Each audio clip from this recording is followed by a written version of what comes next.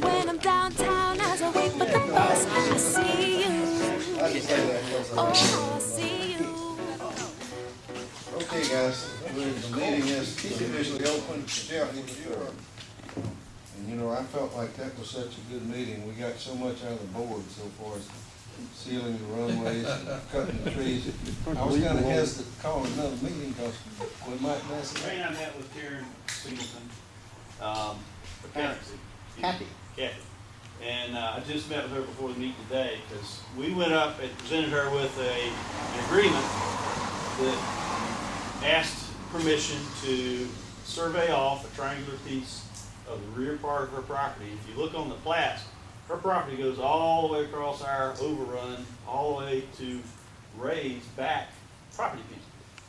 So if we didn't get her trees, even if Mr. Kiesler warmed up and said, you can have mine, we still would have a problem. We met with her. We told her what we'd like to do is take down all the trees, take up all the stumps, clear it, give us permission to continue to mow it. When we mow our overrun, mow it, keep it down, and we'd pay her $500. And she said, well, that's all fine, but I've been thinking about this. I'd like to have permission and have an easement across your property if I ever wanted to connect to the city water.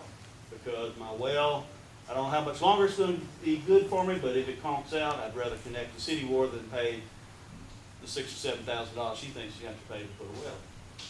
So we did some research, worked with Neil, talked with Jim, and we've figured out we can do that. And I met with her just before coming here and told her we had that understanding, we could do that. We'd record it with the county.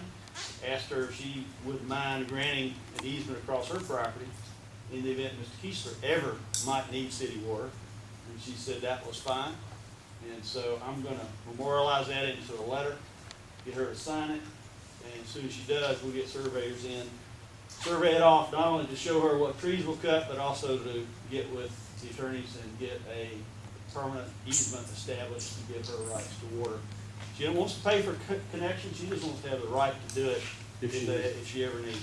So she's warmed up to that. She's a good neighbor. You know, if you ever see her out, say hey to her. This year for 2010, the servicing mowing people who took care and serviced the mower was Jeff Cargile, myself, Jim Causey, and Bill Cudlow. Those are the four that I know had done some work and maintenance on the mower. April, we had Clem and Willem did the mowing, did a good job. May, we had Jack and Mike Moore. In June, we have Rob Bridget and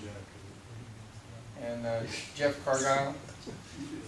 And July, I think we just had Jeff. I think you were the only one, Jeff. And August was Ed Farr and Steve Krim. And in September, this month, I don't know how much of this got done. I know Gary did it. And Dennis and Eric, I don't know if you guys really got to it or not, just the heat, it kind of quit growing. Gary did the whole thing, I think, overrun and all this. Yeah. And in October, we have Ray and Bob. Just off of that a little bit, maybe a couple rules and regulations, we need to go, one pilot, single pilot operator.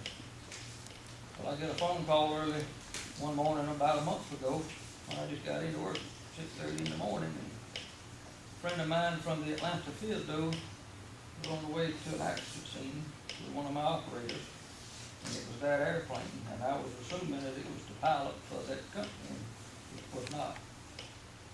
So they were running an illegal chart. I counted it where he'd been away for over 18 hours. We could pressure him into getting back home. So that airplane was to fly the next day. And that's not good. Flying at night, single engine airplane. And he lived through it. I don't know how, because he was laying on top of the engine, and the engine was on top of the gas tank, and it was hot. But he survived it, and he's flying again. That's it right there.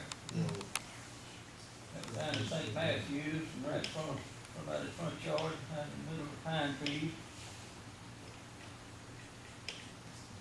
That's not hard. Looks like the cat. It's a cat one. You probably know who that is. Yeah. Airplane impact, that airspeed indicator 99% of the time it's gonna stay where it impacted. how fast he was going. You're gonna see another one at the minute with to the other extreme. Hmm. Yeah. You see the ball? He ended up with a lot of, broken bones. Okay, that 178 seconds that you just read, that was, he was not instrument rated, and he had a non-rated pilot, non-rated pilot passing with him. They had some guns on the airplane, they were going down to Georgia somewhere for a gun show. Well, he entered some instrument conditions over around Lake Thurman. And 178 seconds, this is what happened to him. And he wasn't talking to anybody, but was walking in the thing. And how it hit lake. It was about I think a 300-400 foot overcast, and there was a couple of guys fishing there in a little boat that heard him coming screaming out of the sky. Caused another airplane to do a go around, and they get reported. Then we worked in a case against that automobile driver that would probably result in a monetary fine because they have interfered with air navigation. It was about the B-25 that Celebrate Freedom owns at Owens downtown. It was in the paper. Celebrate Freedom, long story short, was given this B-25, which is nicknamed Skunky, back in 2007.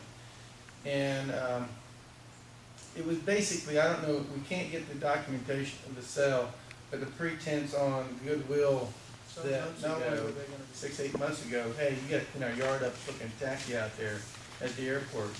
So what they did, they pulled the B-25 outside and put all their junk inside. When I say junk, I mean the stuff they've collected, probably not what happened here.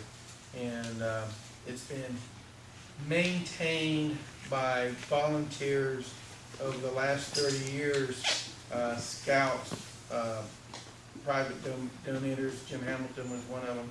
He actually, and another fellow took over here. Jim Hamilton sends an email out, and I don't know who else got it in here, but I got it, and it was talked about Celebrate Freedom selling this airplane.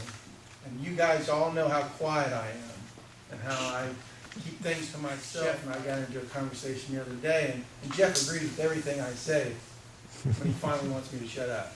I do.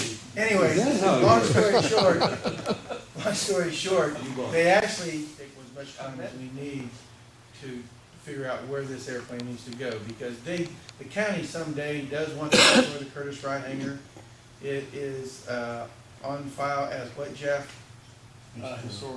Historical site, so it's gonna be staying there. They want I or someone may ask for your support, and it may just be verbally, might be monetary. I don't know exactly where they're going with this.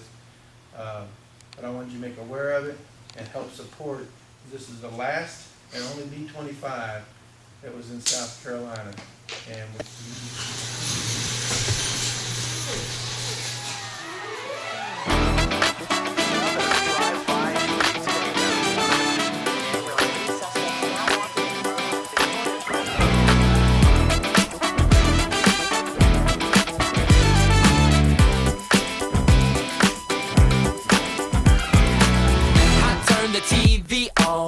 can't stand what's going wrong. So many people lost and they trying to find their way back home. What's going on? 'Cause we need solutions.